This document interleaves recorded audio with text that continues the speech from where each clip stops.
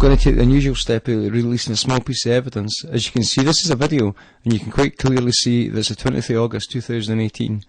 When we go across and look at the properties of this video, when it was actually filmed, what you'll see is that it was done on the 20th of August 2018 at 10:54 in the morning and 5 seconds. Now we have other evidence that suggests that backs up what Kimberly knows of what took place at that time. Now there is other supporting evidence and different factors relating to this that I'm not going to include in this small piece. This is just something because there's people out there that are watching these videos and things tend to change as a result. And I think it's a travesty that in some respect you're defending a case through social networking.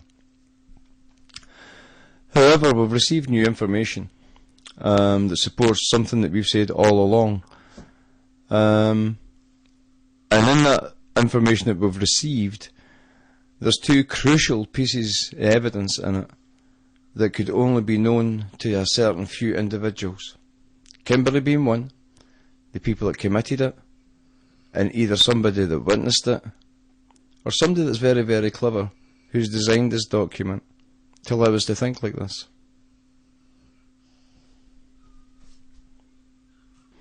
But let's look at what we've got. We've got evidence from a witness who was visiting someone else who was a witness on the 20th of August 2018.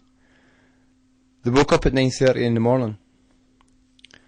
Around 10ish they started to make tea and they heard the postwoman screaming. They looked to see what was going on, and what the scene was Amira Greaves, his dog, running about in a garden, and the postwoman holding her arm. This person later bore witness to state that there was a plan to blame our dogs, and the post was put up on the 20th of August 2018 saying Toby the Rottweiler has just bitten the postwoman with the thing you'd like to know. The witness is aware of all this. However, Amira Greaves has suggested that she hadn't seen Kimberly for a few days and she'd been off in an ambulance because of previous attacks that had been taking place for Amira Greaves and various others in the village, all covered up by the police, all reported to the police. And the post was removed until they seen Kimberly again and tried to get Kimberly, the dogs, within a close proximity with the postwoman.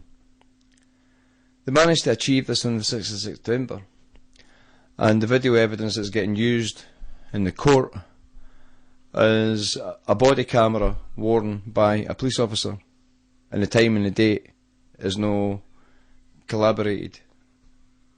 It's a way back in 2015, I think it is. So a simple objection to the evidence, because it's not the actual real evidence. The real evidence was on the telephone. Why they never seized the telephone to seize the evidence, and we can take the evidence from there, I don't know. And how the lawyers no stopped it in these tracks, I have no idea. However, it will be subject to appeal for misrepresentation, along with multiple other things, if this case ever sees the light of day. I know this evidence has also been sent to the Procurator Fiscal that we received. So unless we receive a chap at the door with two recognition officers for the Procurator Fiscal's office telling us there's no further action on any of these charges and we're now starting an investigation and we're here to take statements, anything short of that will not be enough, basically. But what this shows, and it corroborates the new evidence that we've received, where the timestamp on this piece of video is 10:54 in the morning. Now the witness speaks to Linda McGee, the postwoman, going into Kathleen Balloch's about 10:30, and then comes out about 11ish. So when Kimberly's videoing this at the back door, what Kimberly sees at the back door is Kimberly's out the back with her dogs. The postwoman and Kathleen Balloch leave the back door. The postwoman scurries out the address really, really fast, as if no wanting to be seen. Kimberly goes and grabs the camera. There is an audio recording of that morning, but Kimberly then goes and grabs the camera because Kathleen Balloch shuts her gate. It sits and just appears to stand there. She just appears to stand there for a period of time. Now, you're noticing this piece of video that I am not in the video. I don't speak in the video because I'm at the front of the house watching other things with other cameras. And what's actually taking place, what this new piece of evidence from the witness corroborates, and it corroborates other evidences that we have, that Amia Greaves left her address and went and started speaking to the postwoman. And you can see Kathleen Balloch on her back doorstep at her gate, sitting listening through the fence. She's not actually on the doorstep, she's at the fence.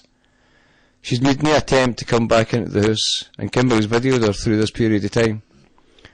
Kathleen Balloch eventually enters back into the house, and that would have been at the end of the conversation between the postwoman and Amia Greaves, where they discuss that they're going to play Toby the Rottweiler. Amia Greaves then phones the thug father, the letting agent, who was unqualified, uninsured and unlicensed, to offer a contract. They then proceeded to evict Kimberly with multiple allegations coming for the same people, on the basis of these the hate crimes, the harassment, the civil litigation, the criminal liability is unbelievable to the extent of who's involved, how it's manifest, how it's produced.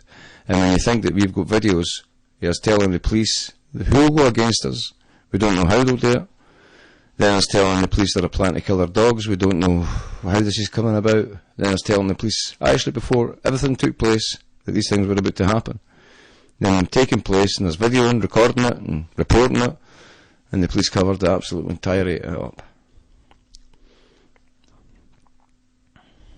Shocking.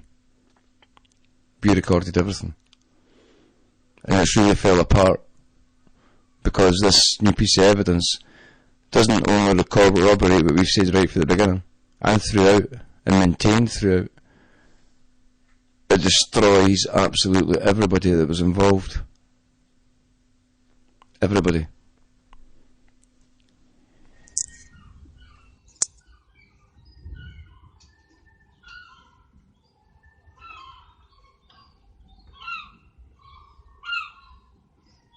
This is just absolutely ridiculous. Just taking the dogs out, and I've got this wife standing there with her phone in hand, recording. And this is the same abuse all the time, every time. If I take them out the front, she's at her front window. If I take them out the back, she's out the back.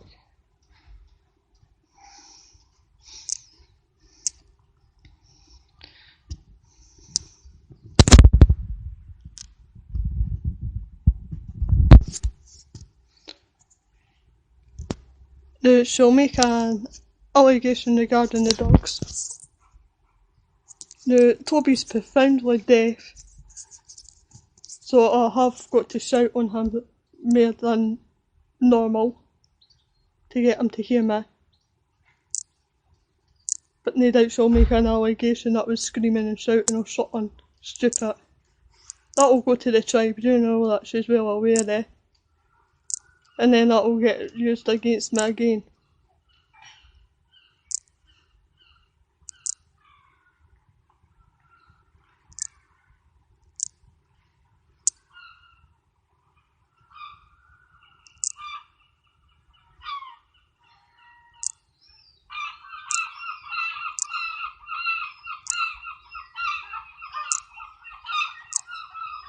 Right guys, you's coming on? Come on then. Right, and you go, Toby. Toby. See? House. In. Toby. House. Good boy. Go. And you go. And you go, Cole.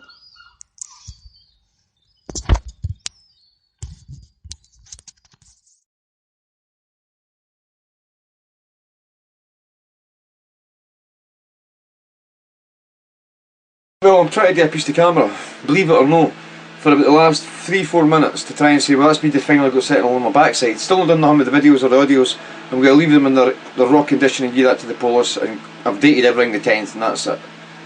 10th psychological operation. Absolutely fantastic, the evidence we've got today, especially considering the police and their endeavours here.